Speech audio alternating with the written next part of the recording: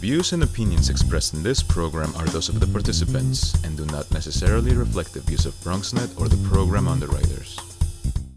And hello, everyone, and welcome to the Social Justice Forums. I'm Daren, Jaime, and of course, we thank you for joining us here on the show. Now, if you're asking the question, what exactly are the Social Justice Forums about? Well, we're a show that takes a look at the inequities that a lot of people face. We talk about civic engagement, we promote awareness, and then we also bring you some very special guests to talk about the issues at hand. So we got a very special show for you. We encourage you to stay connected to us. The Social Justice Forums begins right now.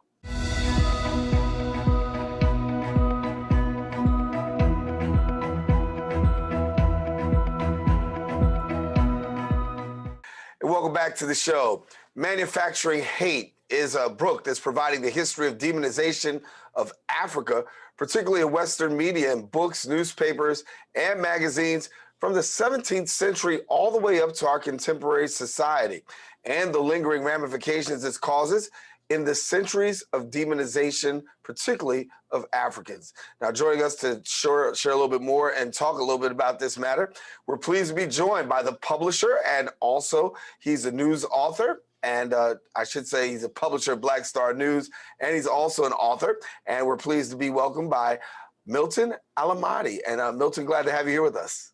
It's my pleasure. Thank you so much for having me.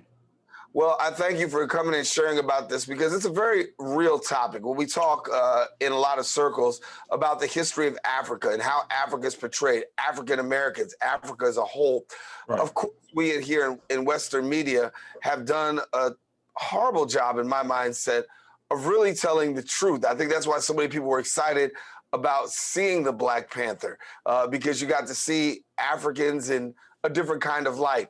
But this has been a journey and a life work. So share with us a little bit about your thoughts. Okay, very good. Well, the first thing that I would like people to think about is that why is it anywhere in the world you go that Africans and people of African descent are believed to be somewhat inferior in relation to non-Africans or non-African descendants? And there's a reason behind it. It's because of the centuries of demonization of Africa and then descendants of Africa, wherever they ended up around the world. And this is something that bothered me for a very long time, even when I was as young as 12 years old. I'm originally from Uganda, and I also lived in Tanzania. So as a 12-year-old, I would go to the US Information Services Center, which is an organization sort of related to the US embassies all around the world. And I would read Western publications, American publications, books, and magazines.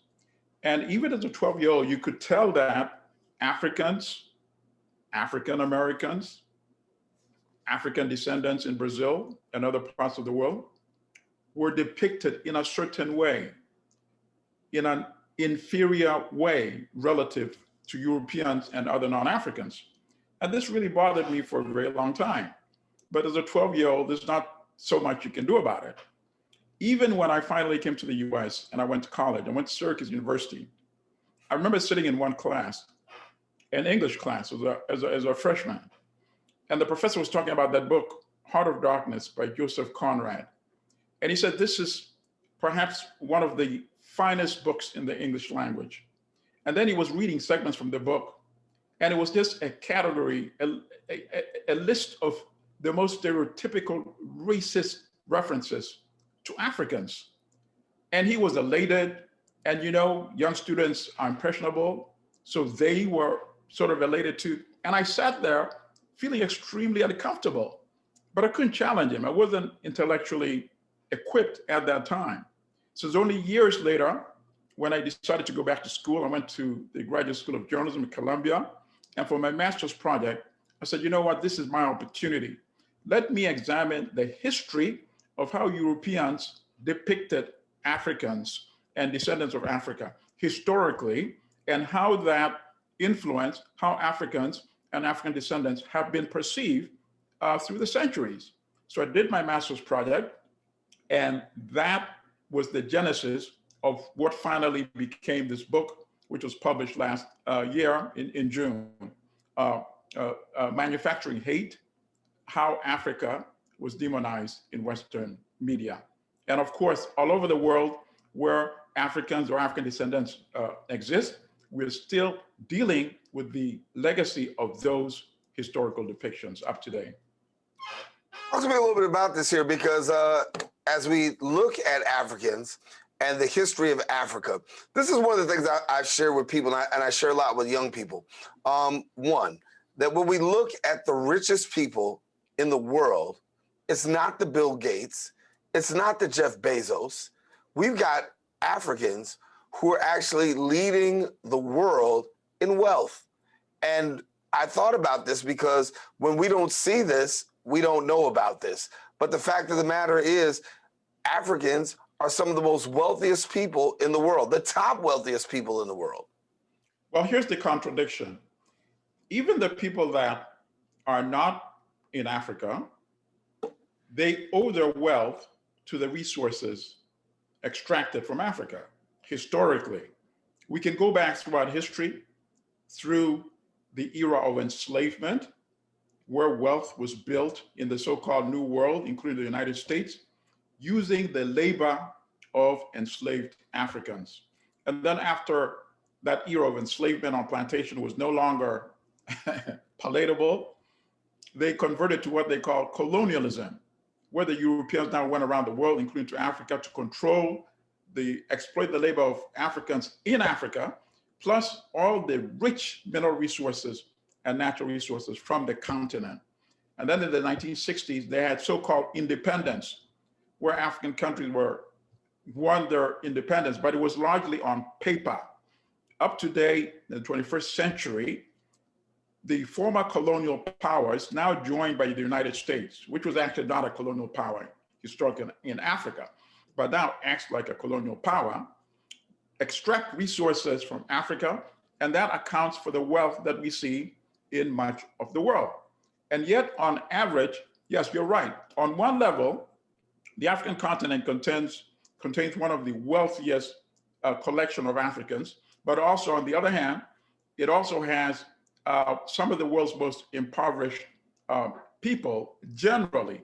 And this is because largely most of the wealth that is making the other people around the world wealthy is extracted away from the continent and is not used to benefit Africans. So for example, let's look at one product called coltan, which is used in every electronic equipment in the world.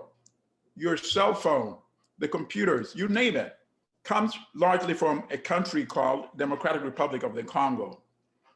There's no justifiable reason why the Congolese should have an average income of less than $2,000 on average, when other parts of the world, people enjoy incomes of $50,000 to $100,000, and yet they're using the resources from the Congo.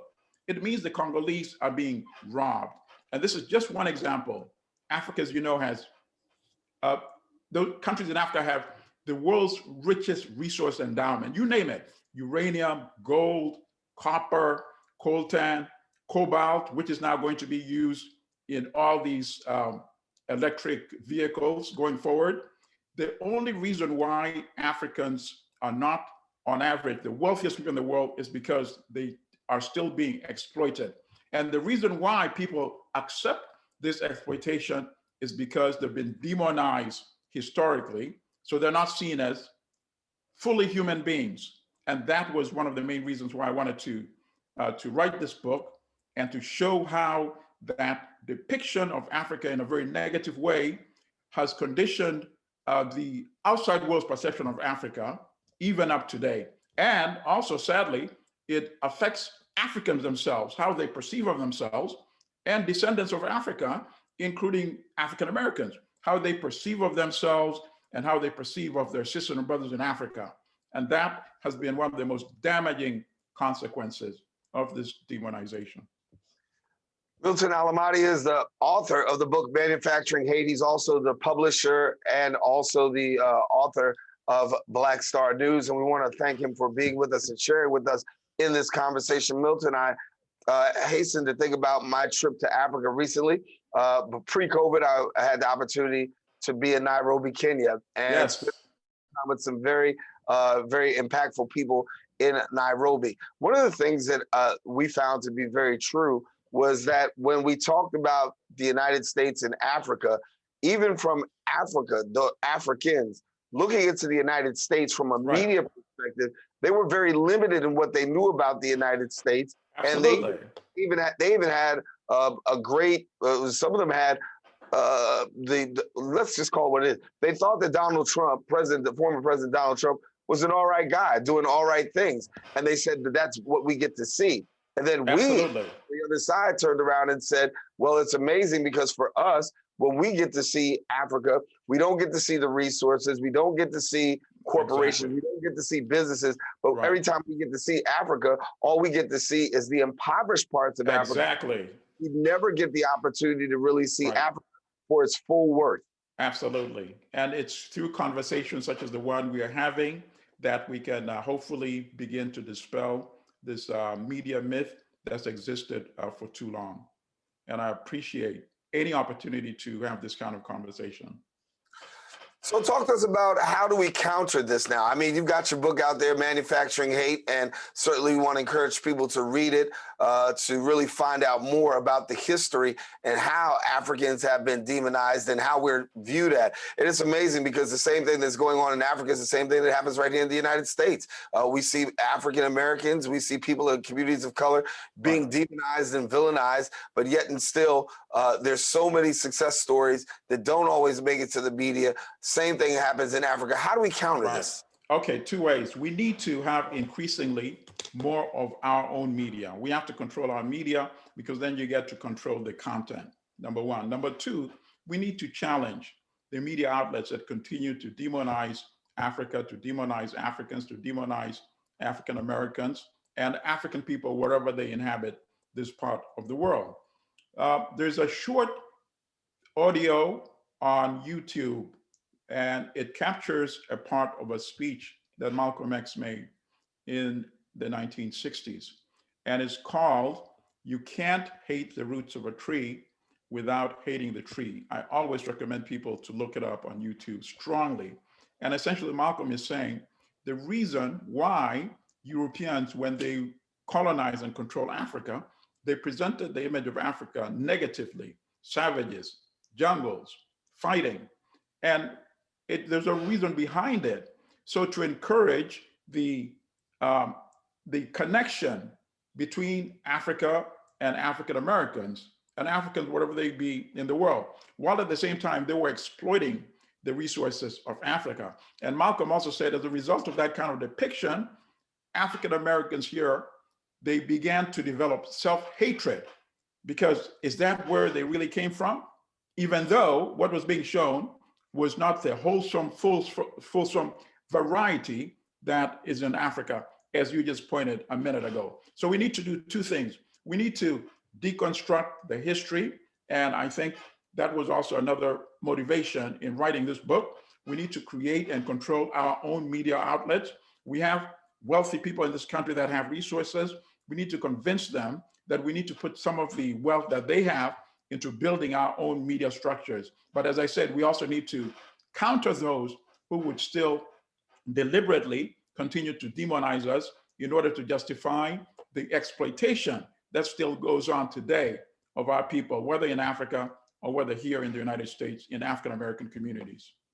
So talk to us a little bit about you taking matters into your own hand. Not only did you write a book, but you also took the opportunity to really form a media company. So share with us a little bit about the media company and your aim and what you want people to take away. Okay, very good.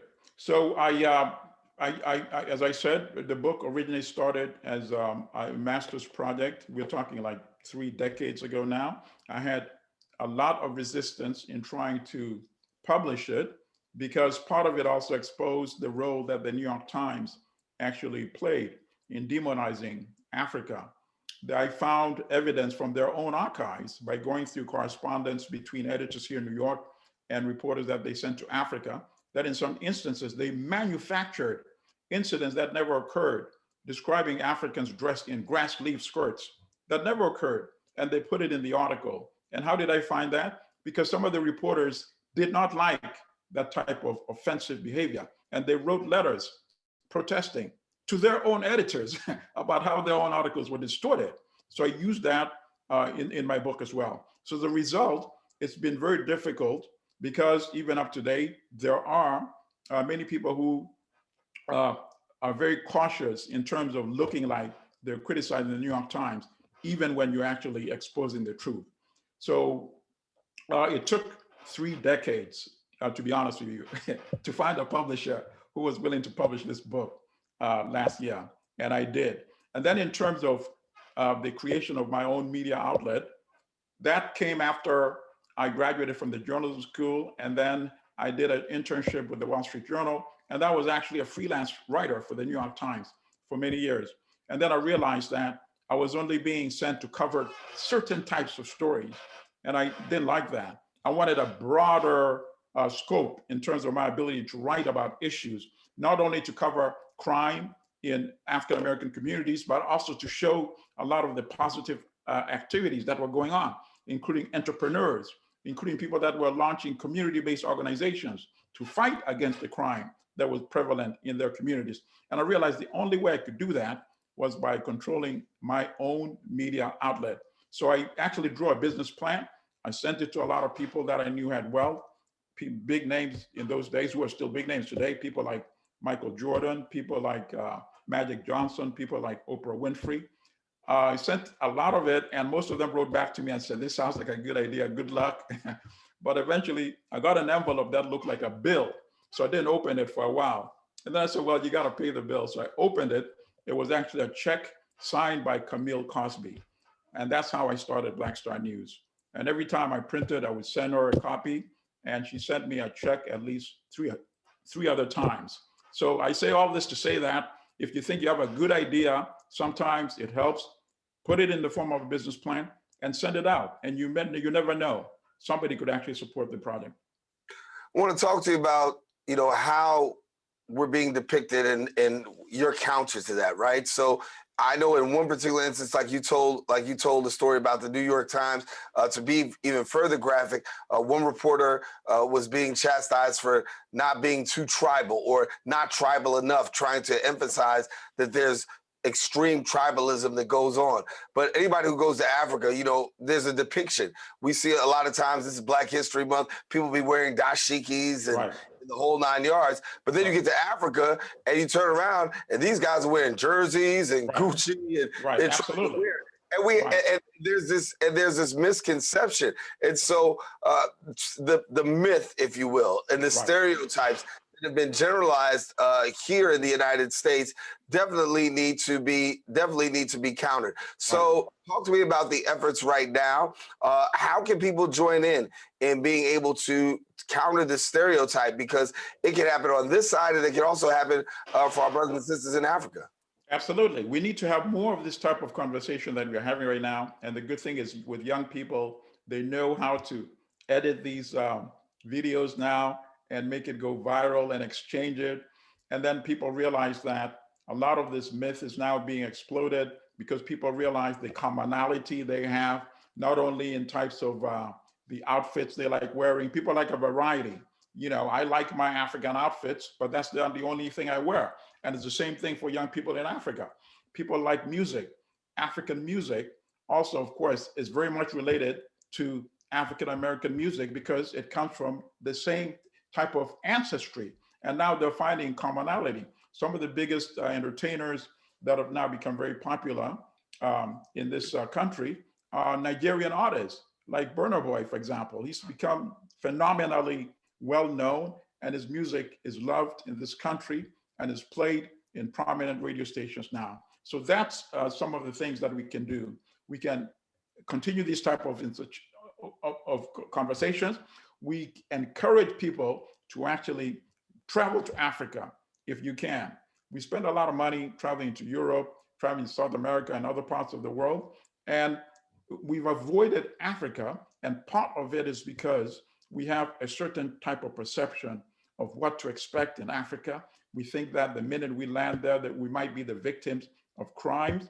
Most of us don't want to be surrounded by so much poverty, even though there are places in this country that you could go to and find very impoverished people. But that is not the whole United States. And it's the same thing for Africa as well. So we should encourage people to visit Africa. So it's good that a person like yourself, you went to Kenya, and when you come back, you tell people that, no, Africa is not all impoverished. And I looked, and I remember one of the things that was distinct about my trip to Kenya before I even took off is that, you had to change your money from American over to Kenyan dollars. And as we did the exchange, I remember the line by Eddie Murphy in Coming to America, or it was James Earl Jones, about, look, he's on the money. But the fact of the matter is, when you go to Africa, you find that there is nothing but Africans that are actually on there. And for African Americans, it became an eye-opening experience, because people got the opportunity to see that all in Africa, the money, the currency, it is all people of color. Right. Yeah. We need to actually have more conversations involving people that have also traveled to Africa and saw for themselves, because this is the type of engagement that can effectively totally change the perception of Africa within the next 10 years, within the next generation. And this is very important. In the 1960s, people used to have a very negative perception of India. When young children in this country were being encouraged to finish their food, they would say, think about starving people in India. People don't say that anymore. In the way before that, when in reference to China, there was a saying that probably your grandparents would know, that you don't stand a Chinaman's chance, because Chinese were depicted as not being able to achieve or accomplish much. And yet today, China is a global power when it comes to economy, when it comes to technology, when it comes to science. So I say all this to provide hope that these things can change. The perception also affects the reality. The Chinese don't think of themselves as lesser to anybody, so they start aiming to achieve high and they accomplish. The same way for Indians. So we need to make Africans, African descendants, think of themselves as not lesser to anybody else in the world, and to aim high and to accomplish what others that were once relatively not that developed have now achieved. And we can do that as well. Well, Milton Allimadi, I want to thank you so much for the work that you're doing in helping to bring this about. He is, for those that don't know, he is also the publisher of Black Star News and also the author of the book, Manufacturing Hate. Milton, thank you so much for being with us. Got to have you back. Got to bring this conversation back to the forefront again.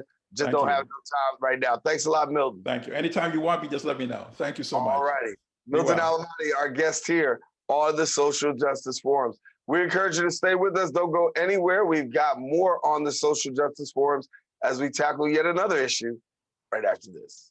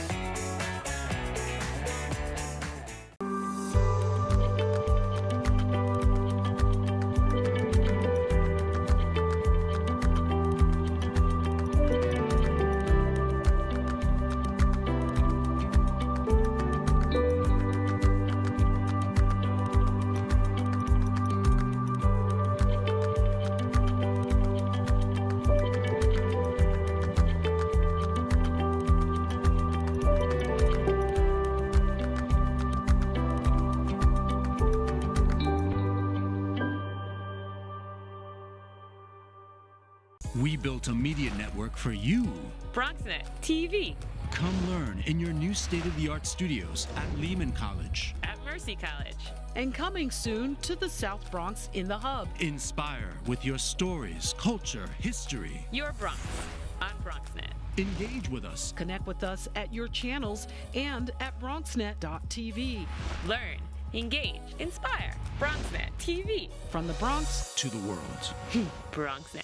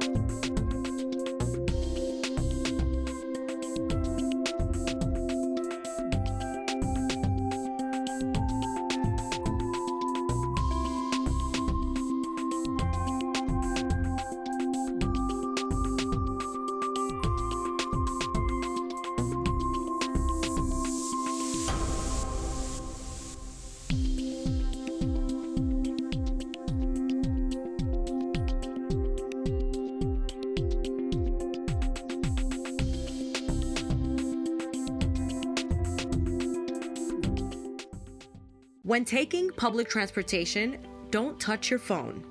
Carry hand sanitizer and use it immediately upon leaving the bus or train. Avoid touching your face. If someone is coughing or sneezing, move away. Wash your hands with soap and water as soon as possible. Limit contact with poles. If possible, avoid rush hour. Don't eat or drink on public transportation. Keep your bag off the floor or other surfaces. Avoid directly touching turnstiles. Stay up to date with the latest from your local health department and CDC.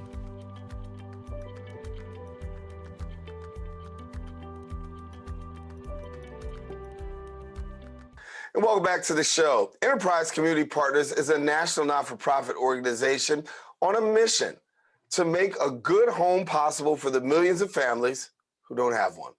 Well, Enterprise is organized around three central goals: to increase housing supply, advance racial equity, and build resilience and upward mobility. Join me now to share a little bit more. We are pleased to have the Vice President and New York Market Leader of Enterprise Community Partners, Baaba Halm, and we thank you, Baaba, for being with us. Thank you, Daren. Thank you for the invitation to talk about Enterprise's work. Yeah. Well, we always hear that home ownership is a part of the American dream, but yet and still, so many people have not yet participated in having a home. I know that that's part of the work that you do in trying to make sure that people can just have that. So a little bit more about your organization for somebody who may not know. You summarize Enterprise beautifully, that Enterprise is a national nonprofit that works to make a good home possible for the millions of families without one. In New York, Enterprise, which was established in 1987, has committed over $4.3 billion to support the creation and preservation of over 77,000 homes across New York State. And that work is really centered around addressing the housing needs that we see across the state. And you mentioned home ownership. And the importance of home ownership. And we recognize how home ownership stabilizes communities. Home ownership creates an opportunity to create and generate wealth to pass down through families and in communities. And home ownership is something that we're working really hard on. It's challenging to create more home ownership in New York just because of the cost of building, the land cost, just the down payment cost, and the housing values in New York State are in and of itself a challenge to creating more homeownership opportunities. But we're steadfast looking at what we can do to support more homeownership here in New York and in the 5 boroughs. Enterprise serves the entire state. We're anchored in New York City, but we're a statewide organization. And so racial equity is also at the core here. When we talk about New York and you talk about New York City as a whole, we know that people are really dealing with the affordable housing crisis, not being able to really stay where they are, much less be able to buy a home. And racial equity is really key and critical in that. Your organization really tackles this matter. And so how do you deal with the issue of racial equity, particularly when it comes to housing? So Enterprise is very intentional about the communities that we work with and we serve and the partners that we have. And we recognize even through this pandemic that low income and BIPOC communities really always bear the brunt. They're the communities that are more challenged in terms of finding quality, affordable housing and maintaining that housing, and fighting the economic insecurity that we're all in, and the ongoing challenges that the pandemic has created. And so our intentionality is on finding local partners, affordable housing development providers, community development organizations, supporting their on the ground work to stabilize and work with folks day in and day out who are challenged. And we do that through a number of different fronts. I talked a little bit about the capital, how much we've committed to create and preserve affordable housing, but we also have program development, we do policy advocacy. All of that is tied into our holistic approach to what we believe we need to help low income, BIPOC communities, communities most in distress, communities most in need for affordable housing. And so when we talk about communities in need, what do you find to be the biggest need when we talk about affordable housing? We see that, there's a lack of space, but then at the same time, we also find that there is space. We just are not converting it into things that are affordable. So there certainly is a challenge in what families can afford and what we mean by affordability. And every community is not the same in terms of, how much a family in that particular community can afford for apartment. We know the Bronx is particularly challenged in the sense that it has the highest concentration of folks who are at threat for eviction, that it has the highest concentration of folks who are rent burdened. And so affordability is not the same in New York City. It certainly isn't the same across the state either. And so our approach in the Bronx has been, to offer and support those community-based organizations on the ground. So for example, we have community-based organizations who we are working with, and they've been providing access to the state's emergency rental assistance program, right? That folks can apply for aid to tackle those rent arrears that they may have been accumulated during the pandemic. These community-based organizations are doing program development work, letting folks know about their tenant rights, and working to prevent evictions across the board. So those are some of the ways in which we are working directly in the Bronx. So we are tackling the affordable housing challenges on a number of different fronts. And so when we talk about some of the other things that you're really engaged in, understanding that racism, segregation plays an important part in how we see housing and equity. We can look across the city, we can look across the state and find how this actually plays out. I know that community development is a strong arm for you. So share with us a bit about community development and how that aims to bridge that gap.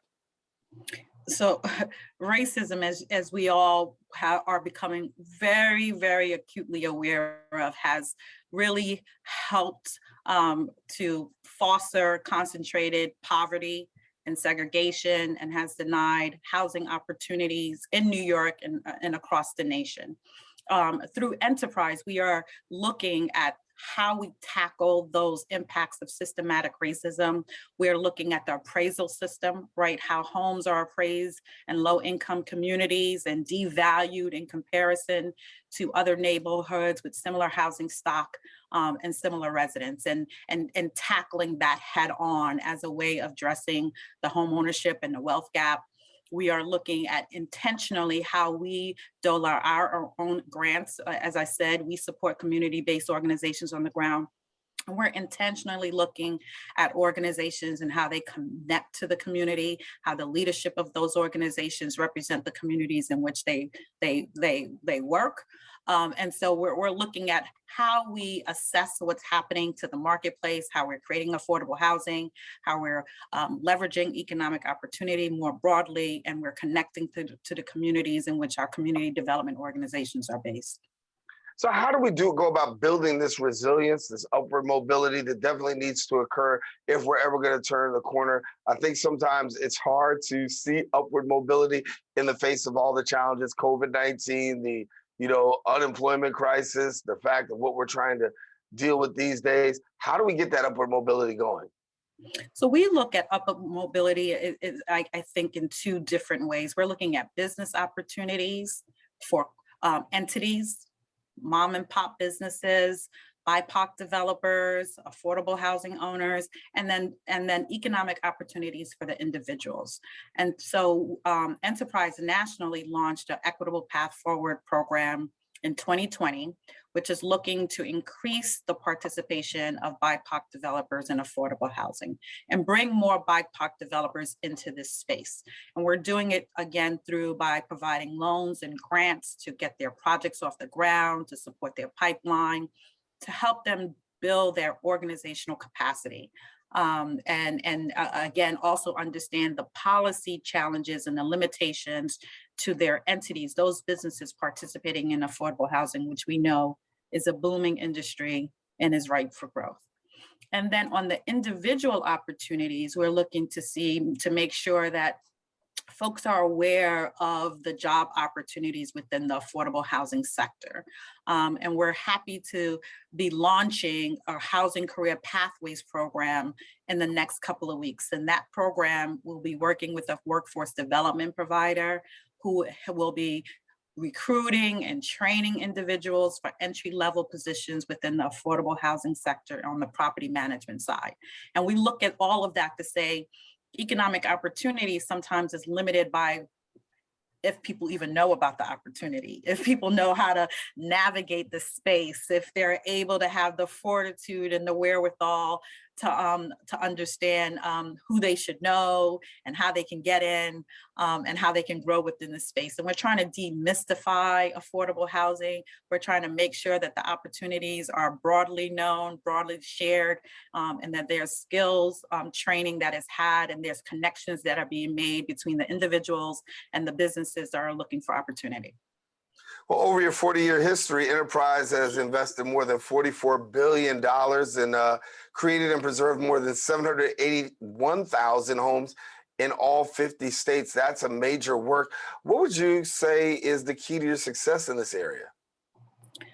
It's having the boots on the ground. It's having those relationships with the partners. Enterprise's work is really only able to be furthered through the partnerships with partners, local partners. And so Enterprise New York, which I lead, we have close working relationships with the state, for example, HCR, with the city's housing agencies and housing administrations, and with those local community partners who help us understand what the needs are in particular communities, who present their particular ideas about how to grow and further affordable housing, or what supports they need to preserve the housing, the affordable housing that they may have in their particular communities. That has been the key to Enterprise's success. Those partnerships, making sure that we are attuned and we are, innovating community by community, if you will. And so there are 11 Enterprise offices, right beyond the New York office, and in every office, the work looks different, and how we leverage the relationships and support the community organizations differs, but it is finely tuned to the needs that we see in those particular communities. And so if somebody wants to get in contact with you and be connected to some of the services and the services and resources that you offer, how do they go about doing that? Well, they can follow us on Twitter. For those of folks who are involved with social media, it's Enterprise_NYC. They can also find us on the web, enterprisecommunity.org. And coming up this year, do you have anything special that you're looking forward to? We are going to be celebrating Enterprise's 40th year anniversary national, and 35 years in New York. Enterprise New York was started in 1987, and we're looking to host a year-long series of engagements around our 40th year anniversary across the nation, and hold the New York Enterprise Gala in November. So stay tuned for details on that and to learn how we are going to be celebrating Enterprise. Yeah, pretty exciting, pretty exciting. And so in New York, obviously a lot of challenges. What do you deem to be the most front and center challenges you're tackling right now? So the growing homelessness issue in the city is very concerning to all.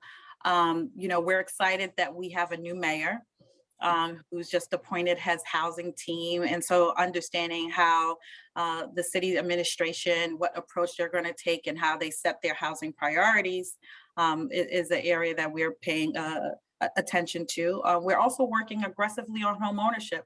As you said at the beginning of this interview, there is a need for more support around home ownership, especially for low income and BIPOC communities, so they can stay in New York, the place that they work, and so that they don't feel like they're being forced out to move to the Poconos, or most recently I heard Delaware, that people are considering moving to Delaware. We want New Yorkers to be able to stay in New York and to be able to afford a home in New York. And so that is a challenge, a priority area for us as well.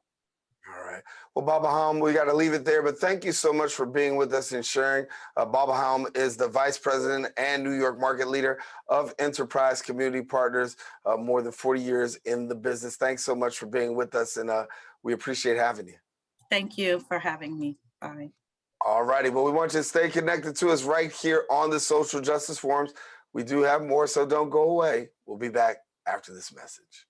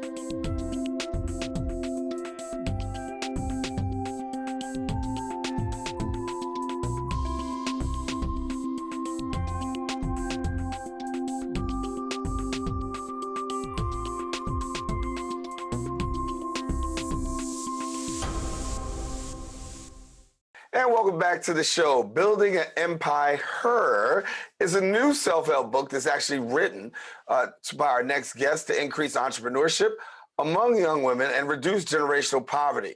Now, it's a memoir that's showing young women a high-quality life and all of their dreams, how they can actually be obtained.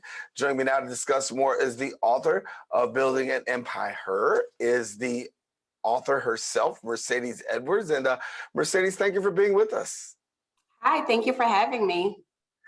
Thank you. And so as you have this book out, it's really a book that talks about you, your life, and the great things that you've been able to accomplish. But when we get down to the nuts and bolts of it, it's really a lot about your life story. It is. It does have a lot of my life story in there. So I'm very open and vulnerable with sharing bits and pieces of my life. But I think a lot of young women, so high school age up until, adult women, retirement age, who are looking to start a small business or, a nonprofit or any type of entrepreneurship, honestly, on the side, can benefit from. So here you are, not just an entrepreneur, but you're also an author. You took your entrepreneurship and you've been able to grow a blossoming business. Talk to us about your journey, because you're an entrepreneur today, but it was a journey to get there. Yes. So born and raised in New York City, born in Brooklyn, raised in the Bronx. Even through, college, I graduated from Lehman College in the Bronx and entered the workforce like, most college graduates do. Worked for a while and just tried to find, I think, my niche to see how I can actually prosper in the workforce. And while doing that, I think I tried to take away bits and pieces from every employer that I worked for. And eventually I said, this is information that other girls who are like me, who didn't, get this information, I would say, in high school or college. This is like life skills. Let me go ahead and just jot this down and give it to these females as, information. So it took me about, I would say, 4 years to actually finish the book. And the reason why is because it's not just a book about my story. It also has resources in there. So there is an online platform with digital resources that the book readers can use. They're editable documents. There are QR codes with pictures and videos and songs. It's just like, I call it a project. Although it's a book, I like to call it a project. So yes. So going from entrepreneurship to authorship, that's one thing. But for you, really, you wanted to do something in terms of reducing generational poverty. I want you to speak about how you came about that and what you wanted to do. Sure. So in addition to being an entrepreneur, so I own a nail salon. And again, authorship, this is my first book. I also founded a nonprofit. It's an organization called Billy Inc. I founded that in 2013, and it's a mentorship program for teenage girls. So the generational poverty piece, that's been in the works for me since 2013, just helping to, give financial literacy, entrepreneurship skills, technical skills to teenage girls for the most part. So that was the nonprofit piece, and like that'll never leave me. So anything I do, whether it be write a book, open up another business, there's gonna be some component where we're giving back. And with this book, it's a passion of mine. So how do we reduce generational poverty? Well, I would say start by giving information and step-by-step information on how, the average female or whoever can obtain success. And when I say success, I think financial literacy and financial success, as well as doing something that they love and being able to maintain that after they reach that point. So now that you have the job or started the business and you're earning money, now, what do you do with that money? So we address investing and paying it forward, right? How do you donate, or what organizations do you donate to make sure that, what you've, I guess, obtained keeps like paying it forward? So as a millennial, you've been able to have a career accomplishment. I think it's a career accomplishment. It's not just a career, it's a life accomplishment, because many people would dream of the 800 credit score, but you're there. not an easy path, but yet still you're able to obtain it. What was the key for you in really being able to have that credit score, which turns out to be some great leverage? It turns out to be leverage when you want to be an entrepreneur and have your own business, leverage when you want to buy your own home. But this is one of the key components that a person needs if they're really going to be able to turn the corner. Yes. So it wasn't easy. Everything wasn't perfect. So I was definitely down in the 500s at some point. And I would even say back when I was in college, just not knowing much about credit. My parents taught me as much as they could about, credit, finances, life, but they didn't have an 800 credit score. So I learned the hard way. One of my first jobs was actually working for a credit union. And as I, worked with members of the credit union who had hundreds of thousands of dollars, millions of dollars in these term accounts or CDs, I'm like, okay, but they have a car note for a Toyota Camry. Like, let me look further and, into this and analyze.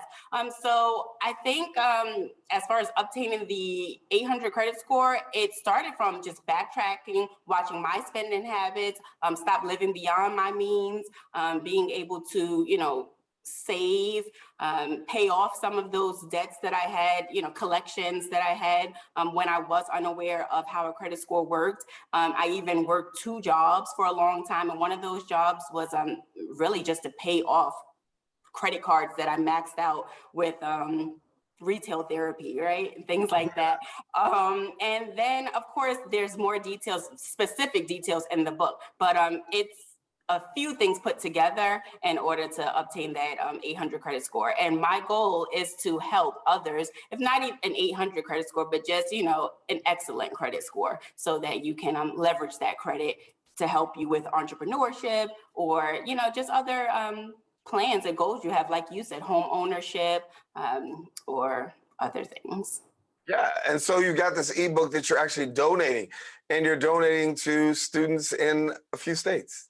Yes, so definitely have, the paper copy as well, and that can be purchased, online. But the ebook, I am donating to students, juniors and seniors, because I feel like it's most applicable to juniors and seniors in New York City, Virginia, that's where I live now, and Atlanta, Georgia, that's where I attended college before going to Lehman College. So yes. Exciting. And so what happens in the future now? What have you got coming around the corner? I don't know. I think right now I'm like living my dreams. So this book, as I said, it took me 3 to 4 years to finish it. And I'm just looking to see like what comes about. I'm an educator. So I currently train teachers on how to incorporate technology in their lessons. So I think just teaching and giving information is always going to be in my future. To what capacity? I'm not sure, but I look forward to seeing. I know in doing some background and looking at some of the things that you've done, I said one of the things that really stuck out for me was the fact that you had to make some decisions along life's journey, right? And sometimes everybody didn't agree with that decision, but you had the willingness and the forethought to say, listen, I'm not listening to everybody. I'm going to do what I want to do. Yes. And one of those things was actually marrying someone who, would be labeled as an inmate or incarcerated. So I did go ahead and marry my childhood sweetheart who was incarcerated. And I think a part of the reason behind that, or like my passion, was helping others. Like, I know this person since we were 8 years old, and he had made a mistake in his youth at 19 years old. And I think even, during this process of the prison marriage, it's helped him as well as me, because like I said, it took me a while to get that 800 credit score. It took me a while to obtain, my master's degree, my specialist degree in education. So I use this time to really focus on myself and step away from like the dating world. And with him and being incarcerated, he's obtained trades. We work together on the nonprofit organization. So he gives me ideas, I bring them to life. I tell him ideas and he tells me, hey, I think that's great, go forward with it. Or maybe you can tweak it this way. He helps recruit volunteers from behind bars.